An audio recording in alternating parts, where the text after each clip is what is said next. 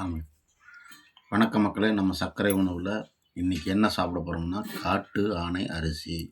இதில் நம்ம கஞ்சி வச்சு குடிக்க போகிறோம். இதில் என்ன பிரச்சனைனா, காட்டு யானைக்கு எவ்வளோ வலு இருக்கோ அந்த அளவுக்கு நம்ம உடம்புக்கு வலு கொடுக்கக்கூடிய ஒரு அரிசி தான் இந்த காட்டு யானை அரிசி. இது எலும்பு நல்லா வலு பெறும். செரிமான பிரச்சனை, இதில் குளுக்கோஸ் இருக்கிறதுனால நம்ம சாப்பிட்டோம்னா நம்ம சர்க்கரை நோயாளிகளுக்கு இது ரொம்ப நல்ல ஒரு உணவு. ஆனால் இது எதுவுமே நம்ம ஃபுல்லாக சாப்பிட போகிறதில்ல. அது கூட நம்ம என்ன சாப்பிட போகிறோம்னா பாகக்காய் பொரியல் மாதிரி பண்ணி வச்சுருக்கோம். இதில் என்னென்னா கால்சியம், எலுமிச்சியம், பொட்டாசியம், கரோபட்டன், தோல் பிரச்சனை, பல்லு பிரச்சனை எல்லாத்துக்கும் இந்த பாவக்காய் ரொம்ப உடம்புக்கு நல்லது. சர்க்கரை நோயாளி முக்கியமாக சாப்பிடணும்.